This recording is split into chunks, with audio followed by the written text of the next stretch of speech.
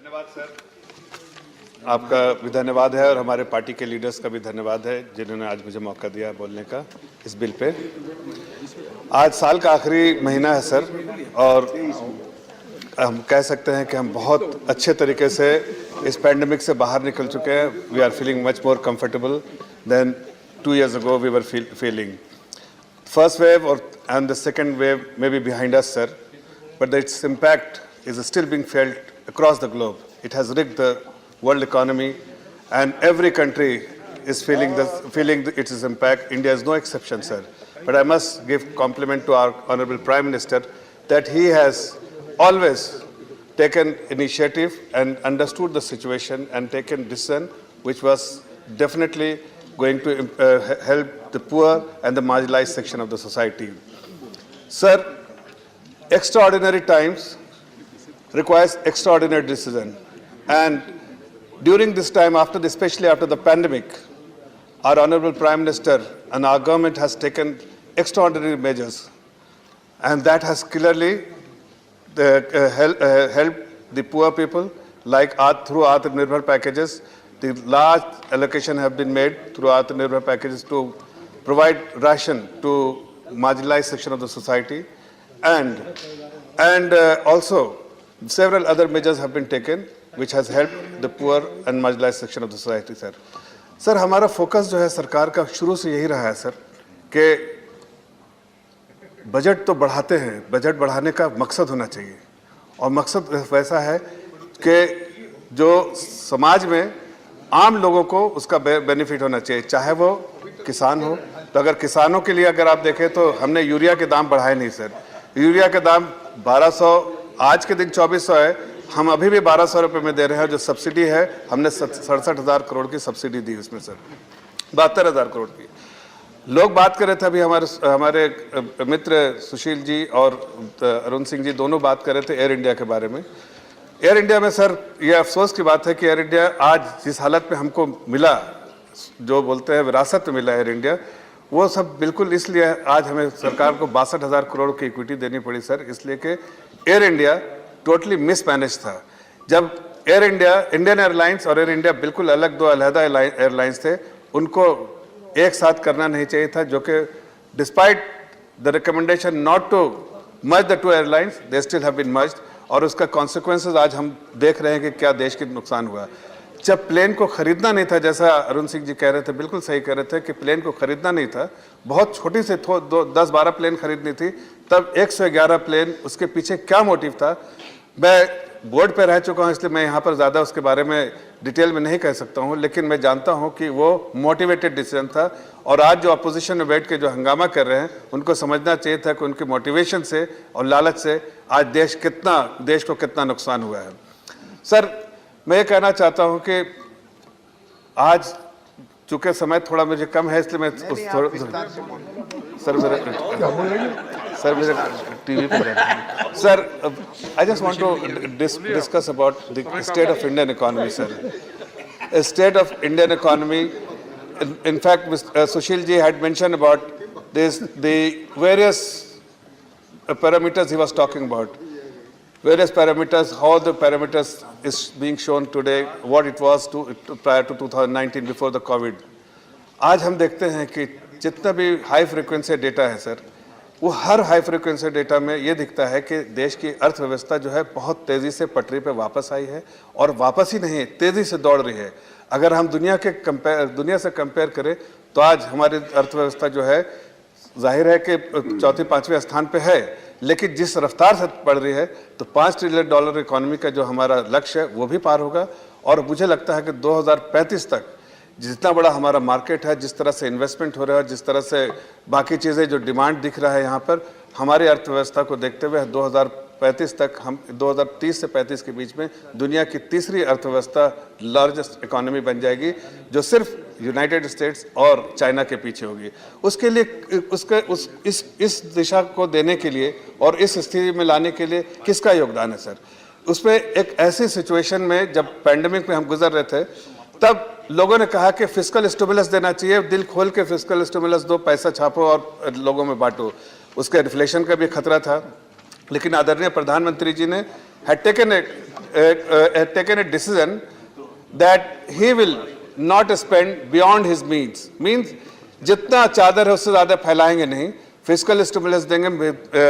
जो policy measures के through करेंगे और इम्पॉर्टेंट जो लॉन्ग टर्म डिसीजन है लेंगे ताकि आगे आने वाली पीढ़ी को भी उसका फायदा हो सके। तो हमने देखा कि प्रधानमंत्री जी ने जो भी फैसले लिए आत्मनिर्भर पैकेज के द्वारा और बाद में जो पॉलिसी मेजर्स लिए, he always ensured one thing that he will not spend beyond the country's means and he will not punch above its weight. That means sir कि उन्होंने कोई भी ऐसा डिसीजन नहीं लिया, लाख लोगों ने कुछ भी उन पर प्रेशर डाला, लेकिन उन्होंने वैसे ही फैसला लिया जो देश हित में था। और आज मैं कह सकता हूं गर्व से कि आज जो अर्थव्यवस्था है देश की, जो इकोनॉमी है, वो सिर्फ पटरी पे नहीं बल्कि बहुत साउंड इकोनॉमी है। और उसकी वजह है कि उन्होंने जो भी फैसले लिए थे उस वक्त सर, वो फैसला अच्छा दिख रहा है। अभी हमने देखा कि हमारे कुछ मित्रों ने बात किया सर रेलवेज के बारे में। मैं कह सकता हूं कि रेलवे में 1970 से आप उठा के देख लीजिए सर रेलवे बजट को, वहां रेलवे बजट का प्राइमरी फोकस और ऑब्जेक्टिव होता था कि मेंबर्स अपने अपने रिक्वेस्ट डाल देते थे रेलवे मिनिस्टर को, और रेलवे मिनिस्टर एक ही रेलवे बजट में कहा था कि नए नए लोकोमोटिव जो है वो और स्टार्ट करेंगे। जबकि अगर आप बैक टेस्टिंग करें सर तो आपको लगेगा कि 1975 के बाद जितने ट्रेनों के बारे में अनाउंसमेंट किया गया है वो कोई ट्रेनें आज नहीं चल रही, बहुत सारी ट्रेनें आज तक आई नहीं, लेकिन हर बजट में अनाउंसमेंट हुआ, तालियां बजी, गुहार हुआ, सब कुछ हुआ और काम कुछ नहीं हुआ। इसी वजह से ट्रेन की स्पीड जो है, एवरेज स्पीड जो घट के जो है 40 हो गई, इसलिए कि कंजेशन पे कभी फोकस नहीं किया, इंफ्रास्ट्रक्चर डेवलप करने के लिए कभी फोकस नहीं किया। मैं गर्व से कह सकता हूं कि आदरणीय प्रधानमंत्री जी ने इस पूरे प्रॉब्लम को समझा और उन्होंने फिर एक बजट ऐसा दिया, रेलवे बजट, जो ऐतिहासिक है। अगर किसी ने अगर उसका सही से पढ़ा होगा तो उसमें देखा होगा कि it's a complete deviation from the earlier budget which was presented. Because earlier budget पे जो होता फोकस होता था लोकोमोटिव पे, फोकस होता था एक और ट्रेनें जोड़ी जाएंगी, पटरियां नहीं बनाई जाएंगी, ट्रेनें जोड़ते जाएंगे, ऐसा कि हवा में चलती है मालूम नहीं। लेकिन वो कोशिश थी, कभी वो साकार नहीं हुआ, ट्रेनें आए नहीं। लेकिन हमारे सरकार ने जो बजट पेश किया सर, उसमें बहुत कोशिश की, बहुत फोकस रखा कि एलोकेशन किया कि इतना परसेंट जो है 12% एलोकेशन रहेगा कंजेशन खत्म करने के लिए। जो आप अगर देखिए, हम सब यूपी के हैं सर, हम यूपी के हैं, आप भी यूपी के हैं। उत्तर प्रदेश में आप अगर देखिए सिर्फ एक स्ट्रेच में इलाहाबाद टू कानपुर, आपको पता है इसको वो कंजेशन से कितना देश को नुकसान होता है? आपको शायद उसका अंदाजा भी नहीं होगा। सिर्फ एक स्ट्रेच के में जो कंजेशन है उससे देश की जो ट्रेन के जो स्पीड है उस पर कब 20-25 किलोमीटर का फर्क पड़ जाता है जो स्पीड में। अगर एक बार ट्रेन जो है पूरे स्पीड 40 की स्पीड एवरेज स्पीड से चलती है, अगर 80 के स्पीड से चले तो टनेज जो है जितना जो है वही डबल हो जाएगा, तो हमारा इनकम कितना बढ़ जाएगा मुझे मालूम नहीं। लेकिन मैं इतना कहना चाहता हूं कि हमारी सरकार ने उस चीज़ को समझते हुए एलोकेशन किया कि जो कंजेशन के लिए 12% जो है बजट का, कोई लोकोमोटिव नहीं, नए ट्रेनें नहीं आएंगी, लेकिन इंफ्रास्ट्रक्चर डेवलप करेंगे, पटरियां बनाई जाएंगी तो नए ट्रैक्स ले करेंगे, उसके लिए बजट किया।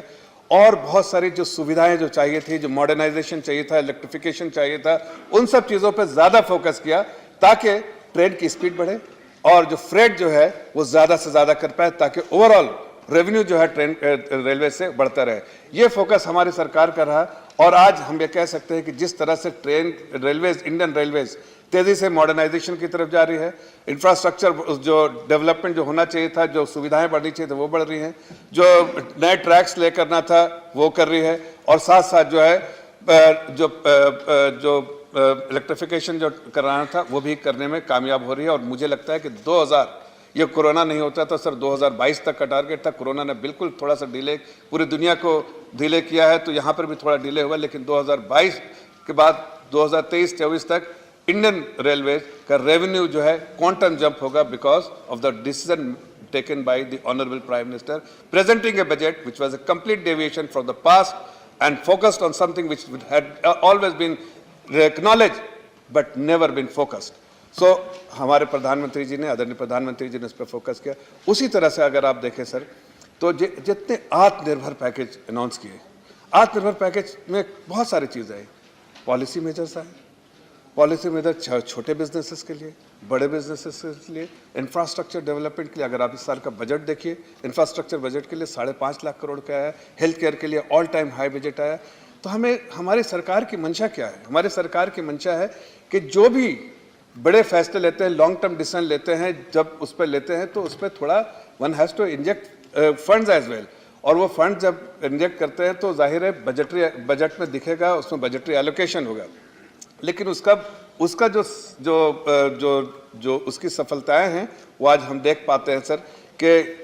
इकोनॉमी में जो तेज़ी आ रही है उससे देख सकते हैं। रेलवे का बजट अगर चेंज किया तो रेलवे में जो इम्प्रूवमेंट आ रहा है वो देख सकते हैं। आम नागरिक को अगर देखें, जो मजबूत करने का इरादा जो आदरणीय प्रधानमंत्री जी का है कि एम्पावरिंग द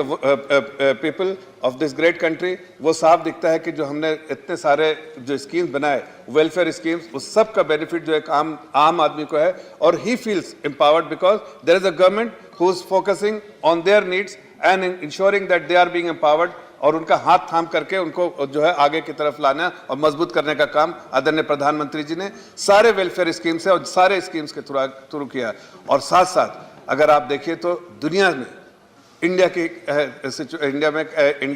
इंडियन इकोनॉमी के बारे में किस तरह से सोचा जाता है, मैं कह सकता हूं कि 2012-13 में दुनिया के बहुत सारे कंट्रीज में मैं गया उस वक्त, और एक ही सवाल उठता था मुझसे, लोग पूछते थे, बीइंग ए बैंकर मुझसे लोग सवाल पूछते थे, ये नहीं कि भाई इंडियन इकोनॉमी में कैसा रहा, पूछते थे पॉलिसी पैरालिसिस कब खत्म होगी, कब सरकार ये जाएगी, दूसरी सरकार कब आएगी, ताकि कुछ काम देश में हो। आज मैं कह सकता हूं कि सर उस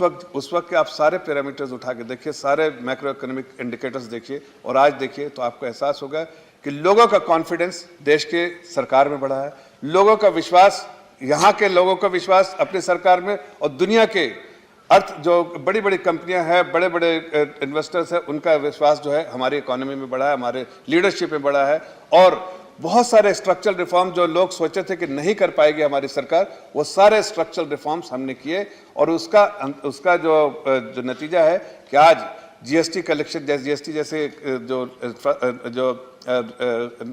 हमने इनिशिएटिव लिए थे, जो रिफॉर्म्स किए थे, उसका आज फ़ायदा दिख रहा है कि जो कलेक्शन जो है हर साल बढ़ता रहा है, जो इनफॉर्मल इकोनॉमी है वो फॉर्मल इकोनॉमी की तरफ हो रही है, जो धीरे धीरे जो फॉर्मल इकोनॉमी की तरफ हो रही है, जो हमने टैक्स रेट कम किया था उससे पार्टिसिपेशन रेट बढ़ रहा है, और जो नौकरियां, जिसलिए कि हमारे पास डेमोग्राफिक डिविडेंड है सर, हम जानते हैं कि 2030 तक